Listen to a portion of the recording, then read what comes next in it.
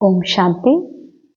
ಇಂದಿನ ಮುರಳಿ ದಿನಾಂಕ 14 ಮಾರ್ಚ್ 2026. ಮುರಳಿ महावाक्यಗಳು मीठे बच्चे। एक बाबा ही नंबर 1 एक्टर है जो पतितों को पावन बनाने की एक्ट करते हैं। बाप जैसे एक्ट कोई नहीं कर सकता।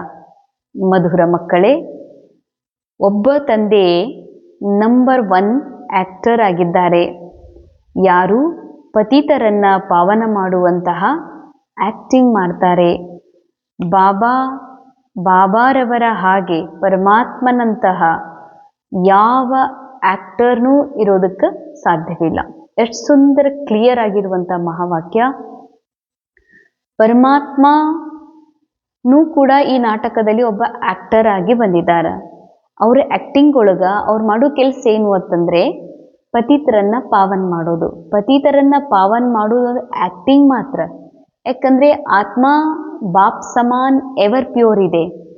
ಎವರ್ ಪ್ಯೂರ್ ಇರುವಂತಹ ಆತ್ಮನಿಂದ ಮನಸ್ಸು ಅಗಲಿ ಅದು ದೇಹಭಾನದಲ್ಲಿ ಸಿಕ್ಕಾಕೊಂಡಿರೋದ್ರಿಂದ ಈ ಮನಸ್ಸನ್ನ ಪಾವನ ಮಾಡುವಂತಹ ಆಕ್ಟಿಂಗ್ ಅಥವಾ ಒಂದು ನಟನೆ, ಅಭಿನಯ ಬಾಬಾ ಮಾಡ್ತಾರ.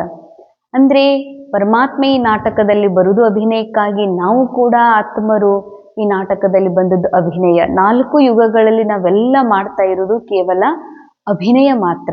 ಇಲ್ಲಿ ನಾನು ಭಾಳ ಒಳ್ಳೇದು ಮಾಡಿದ್ದೀನಿ, ನಾನು ಭಾಳ ಒಳ್ಳೆಯವಳು, ನಾನು ಭಾಳ ಒಳ್ಳೆಯವನಾಗಿದ್ದೀನಿ ಅನ್ನೋದು ಒಳ್ಳೆತನನೂ ಕೂಡ ಒಂದು ಕೇವಲ ಆಕ್ಟಿಂಗ್ ಮಾತ್ರ.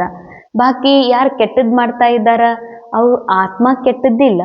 ಆತ್ಮ ಬಾಪ್ ಸಮಾನ್ ನಿರಾಕಾರನೇ ಇದೆ. ಆದರೆ ಆ ರೀತಿ ಕೆಟ್ಟದ್ದನ್ನುವಂತಹ ಆಕ್ಟಿಂಗ್ ಅನೇಕರಿಂದ ಆಗ್ತಾ ಇದೆ. ಹಾಗೇನೆ ಬಾಬಾನು ಈ ನಾಟಕದಲ್ಲಿ ಆಕ್ಟಿಂಗ್ ಮಾಡಕ್ಕೆ ಬರ್ತಾರೆ. ಅವ್ರ ಆಕ್ಟಿಂಗ್ ಏನಿದೆ, ಪತಿತರನ್ನ ಪಾವನ್ ಮಾಡುವಂಥದ್ದು. ಆದರೆ ಹೇಗೆ ಒಂದು ಲೌಕಿಕ ಸಿನಿಮಾದೊಳಗ ಒಬ್ಬರು ಯಾರನ್ನಾದರೂ ಯೋಗಿ, ತಪಸ್ವಿ, ಋಷಿ, ಮುನಿವರ್ಯರನ್ನ ಪಾರ್ಟಲ್ಲಿ ತಗೊಳ್ಳಾಗ್ತದೆ. ಅಂದರೆ ಅವರಿಗೆ ಆ ಕ್ಯಾರೆಕ್ಟರ್ ಸಿಕ್ಕಿದೆ. ಅವರು ಋಷಿ ಆಗೋದ್ರಿಂದ ಸಿನಿಮಾದೊಳಗ ಅವರು ಋಷಿಯ ಆಕ್ಟಿಂಗ್ ಅಥವಾ ತಪಸ್ಸು ಮಾಡುವ ಆಕ್ಟಿಂಗ್ ಮಾಡೋದ್ರಿಂದ ಅವ್ರದ್ದಾಗ್ಲಿ ಇನ್ನೊಬ್ರದ್ದಾಗ್ಲಿ ಕಲ್ಯಾಣ ಆಗಲ್ಲ. ಯಾಕಂದ್ರೆ ಸಿನಿಮಾದೊಳಗ ಅವರೆಲ್ಲ ಮಾಡುವುದು ಕೇವಲ ಆಕ್ಟಿಂಗ್ ಮಾತ್ರ. ಇಲ್ಲಿ ಬಾಬಾನಂತ ಆಕ್ಟರ್ ಯಾರೂ ಇಲ್ಲ ಅಂತ ಯಾಕೆ ಹೇಳಲಾಗ್ತದ? ಬಾಬಾ ಯಾವ ಥರ ಎಂತಹ ಆಕ್ಟಿಂಗ್ ಮಾಡ್ತಿದ್ದಾರಂದ್ರೆ, ಬಾಬಾ ಈ ನಾಟಕದಲ್ಲಿ ಪತಿತರನ್ನ ಪಾವನ್ ಮಾಡಲಿಕ್ಕೆ ಬಂದಿರೋದು ಭಲೇ ಆಕ್ಟಿಂಗ. ಆದರೆ ಅವರು ನಿಜವಾಗಿಯೂ ಪತಿತರನ್ನ ಪಾವನನೂ ಮಾಡ್ತಾರ. ಆತ್ಮನಿಂದ ಅಗಲಿ ಹೋದ ಮನಸ್ಸು ಮತ್ತೆ ಆತ್ಮನಲ್ಲಿ ಒಂದಾಗ್ತದ. ಪತಿತ ಮನಸ್ಸು ಪಾವನ ಆಗ್ತದ. ಆಕ್ಟಿಂಗ್ ಕಮ್ ರಿಯಾಲಿಟಿ ಇದೆ. ಬಾಬಾ ಈ ಒಂದು ರಿಯಲ್ ಆಕ್ಟಿಂಗ್ ಮಾಡ್ತಾರೆ. ಬಾಬಾ ಪಾತ್ರ ಅಭಿನಯ ಮಾಡೋದರಲ್ಲಿ ನಮ್ಮೆಲ್ಲ ಆತ್ಮರ ಕಲ್ಯಾಣ ಇದೆ, ಜಗತ್ತಿನ ಕಲ್ಯಾಣ ಇದೆ, ಉದ್ಧಾರ ಇದೆ. ಅದಕ್ಕಾಗಿ ಬಾಬಾರವರಂತಹ ಆಕ್ಟರ್ ಈ ಜಗತ್ತಿನಲ್ಲಿ ಮತ್ತಾರು ಇರೋದಕ್ಕೆ ಸಾಧ್ಯನೇ ಇಲ್ಲ. ಪ್ರಶ್ನೆ: ಸನ್ಯಾಸಿयों का योग जिस्मानी योग है, रूहानी योग बाबा ही सिखलाते हैं, कैसे? ಸನ್ಯಾಸಿಗಳ ಯೋಗ ಶಾರೀರಿಕ ಯೋಗ, ಶಾರೀರಿಕ ಕ್ರಿಯಾ. ರುಹಾನಿ ಯೋಗ ಕೇವಲ ಆತ್ಮೀಯ ತಂದೆ ಶಿವ ಬಾಬಾ ಮಾತ್ರ ಕಲಿಸ್ತಾರೆ, ಹೇಗೆ? ಉತ್ತರ: ಸನ್ಯಾಸಿ ಬ್ರಹ್ಮ ತತ್ವಸ್ಸೆ ಯೋಗ ರಖನಾ ಸಿಕ್ಲಾತೆ ಹೇ. ಸನ್ಯಾಸಿಗಳು ಯೋಗವನ್ನು ಕಲಿಸ್ತಾರ. ಒಂದು ಶರೀರದ ಕ್ರಿಯೆಯನ್ನು ಕಲಿಸ್ತಾರ. ಎರಡನೇದು ಸ್ಥೂಲ ತತ್ವ. ಬಾಬಾ ಹೇಳ್ತಾರೆ ಬ್ರಹ್ಮ ತತ್ವನ್ನೇ ಪರಮಾತ್ಮ ಅಂತ ತಿಳ್ಕೊಂಡು ಅದರಲ್ಲಿ ಲೀನ ಆಗ್ರಿ ಅಂತ ಕಲಿಸ್ಕೊಡ್ತಾರೆ.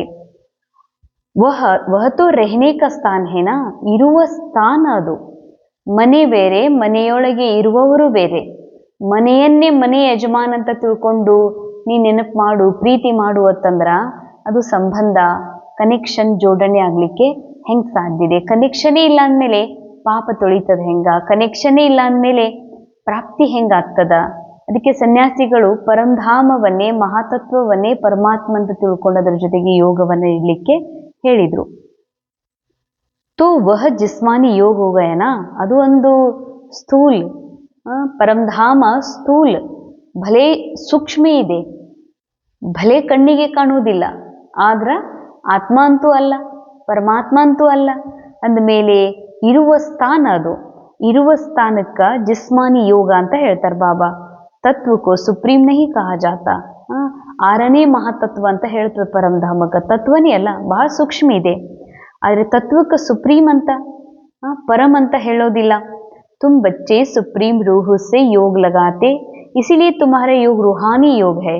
ನೀವು ಸ್ವಯಂ ಸಾಕ್ಷಾತ್ ನಿರಾಕಾರ ಪರಮಾತ್ಮ ತಂದೆ ಜೊತೆಗೆ ನಿಮ್ದು ಕನೆಕ್ಷನ್, ಬುದ್ಧಿ ಯೋಗ ಇರೋದ್ರಿಂದ ನೀವು ಮಾಡುವ ಈ ಯೋಗಕ್ಕೆ ಆತ್ಮೀಯ ಯೋಗ, ಆತ್ಮಿಕ ಯೋಗ ಅಂತ ಹೇಳಲಾಗ್ತದೆ.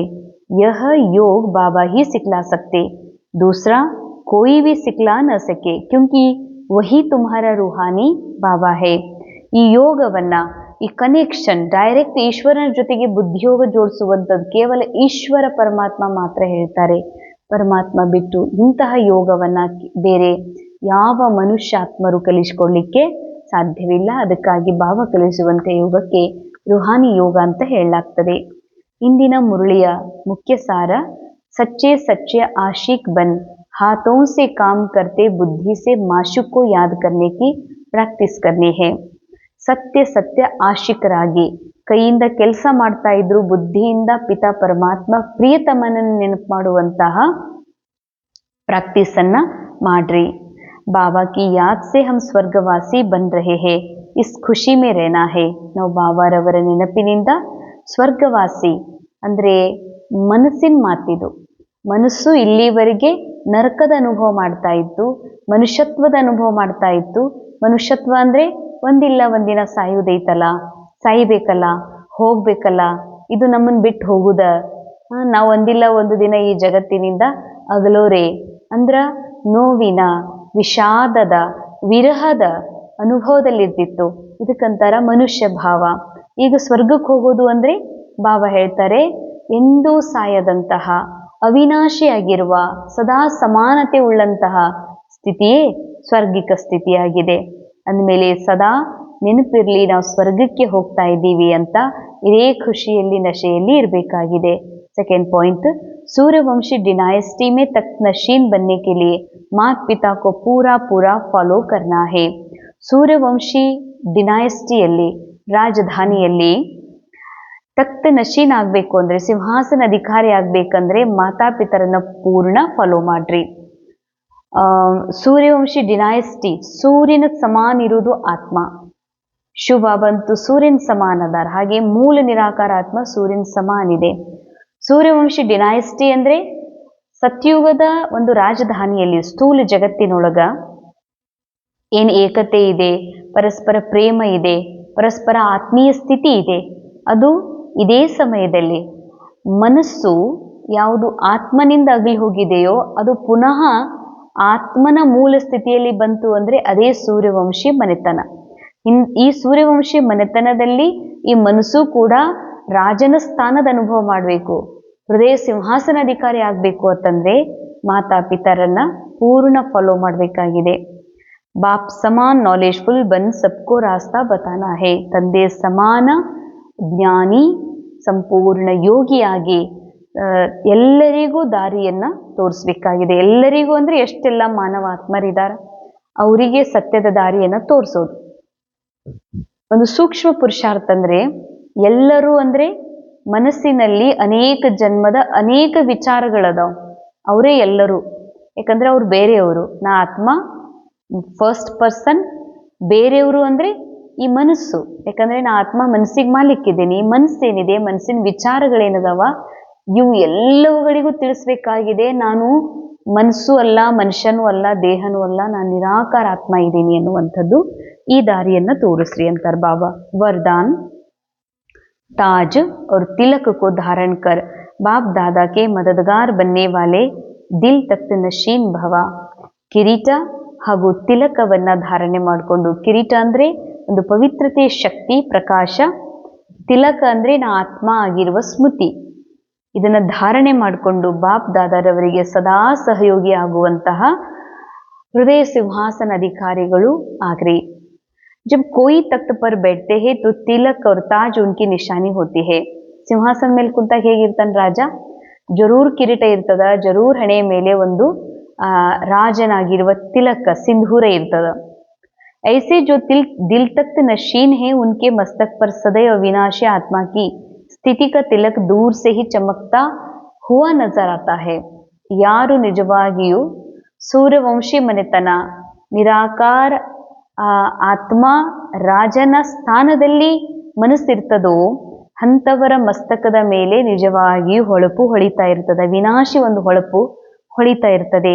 ಸರ್ವ आत्माओं के कल्याण की शुभ भावना उनके नयनों से या मुखड़े से दिखाई देती है. ಸರ್ವ ಆತ್ಮಗಳ ಕಲ್ಯಾಣದ ಶುಭ ಭಾವನೆ ಅವರ ನಯನಗಳಲ್ಲಿ ಅವರ ಮುಖದಲ್ಲಿ ಕಾಣ್ತಾ ಇರ್ತದೆ. उनका हर संकल्प वचन और कर्म बाबा के समान होता है. ಅವರ ಪ್ರತಿ ಸಂಕಲ್ಪ, ಅವರ ಪ್ರತಿ ಮಾತು, ಅವರ ಪ್ರತಿ ಕರ್ಮ ಬ್ರಹ್ಮ ತಂದೆಯ ಸಮಾನ, ಶಿವತಂದೆಯ ಸಮಾನ ಇರುವುದು. ಸ್ಲೋಗನ್ सरल याद के लिए सरलता का गुण धारण करो. ಸರಳ ನೆನಪು ಬರಬೇಕು, ಸಹಜ ಭಾವನ್ ನೆನಪು ಬರಬೇಕು, ಸಹಜನ ಆತ್ಮ ಆಗಿರುವ ಸ್ಮೃತಿ ನನಗೆ ಬರಬೇಕು ಅಂತಂದ್ರೆ ಬಾಬಾ ಹೇಳ್ತಾರೆ ಸರಳತೆ ಗುಣವನ್ನ ಧಾರಣೆ ಮಾಡ್ಕೊಡ್ರಿ, ಸಂಸ್ಕಾರಗಳನ್ನ ಸರಳ ಮಾಡ್ಕೊಡ್ರಿ. ಯಾವ ಸಂಸ್ಕಾರ ಬಹಳ ಕಠೋರ ಕಠಿಣ ರೂಢಿವೆ ಅವುಗಳನ್ನ ಬಾಬಾ ಹೇಳ್ತಾರೆ ಸಂಸ್ಕಾರಗಳನ್ನು ಸರಳ ಮಾಡ್ಕೊಡ್ರಿ ಅಂದಾಗ ಬಾಬನ್ ನೆನಪು ಕೂಡ ನಿಮಗ ನಾ ಆತ್ಮ ಇದೀನಿ ಅನ್ನುವಂಥ ನೆನಪು ನಿಮಗೆ ಬಹಳ ಸಹಜ ಬರ್ತದೆ. ಅವ್ಯಕ್ತ ಇಶಾರೆ निश्चय के फाउंडेशन को मजबूत कर सदा निर्भय और निश्चिंत रहो. ವಿಜಯಿ ಆಗುವ ಫೌಂಡೇಶನ್ ಆಗಿದೆ.